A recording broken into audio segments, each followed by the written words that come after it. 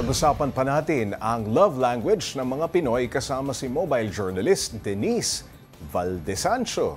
Na mukhang blooming na blooming.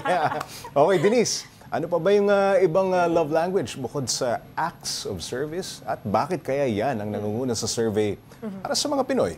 Pops J, pumapangalawa nga after acts of service, words of affirmation, and then we also have gift-giving, physical touch and quality time. Panghuli, si physical touch. But, ayun nga, nangunguna sa atin, sa ating mga Pinoy, ang acts of service dahil nga it's part of the culture eh. When it comes to, for example, ang binigay ng example sa atin ng ating love expert, yung mga nurses natin. Kilala tayo globally for having nurses na ganyan ka-hospitable, maalaga. And it resonates maging sa paraan nating mga Pinoy ng pagpapakita ng pagmamahal, Pops J. Correct. Sa mga couple na nakausap mo, na acts of service ang love language, paano rin nila yan pinapakita? Yeah.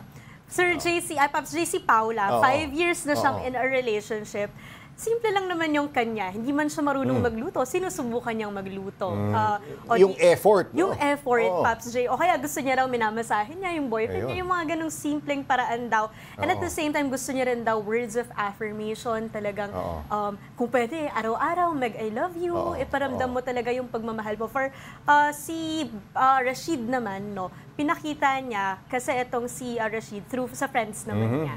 No partner, pero you can always show your love language kahit sa mga friends mo, sa other loved ones mo. For example, sa kanya, kapag may problema daw, nandyan siya, makikinig lang yung mga ganong maliliit na bagay. Pero for other people, Pops J, napakalaking bagay nun. Denise, dahil napag-uusapan na din naman natin.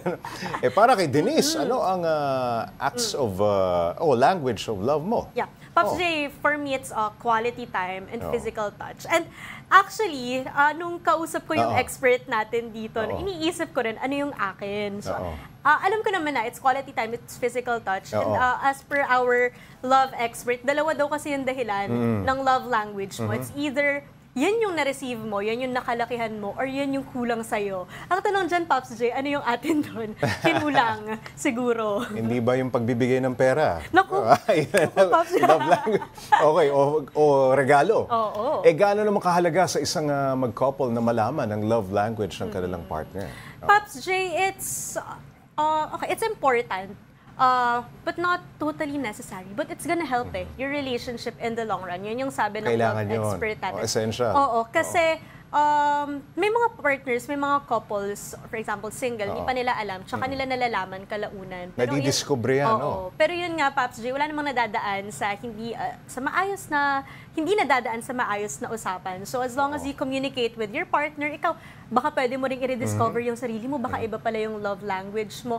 Kasi okay lang naman na magkaiba kayo ng love language as long as hanapan nyo ng paraan na mabigay nyo yung gustong love language na ma-receive ng isa't isa. Yun daw yung mahalaga doon, Pops J. Ayun, maraming salamat, Mobile Journal Denise Valdesancho.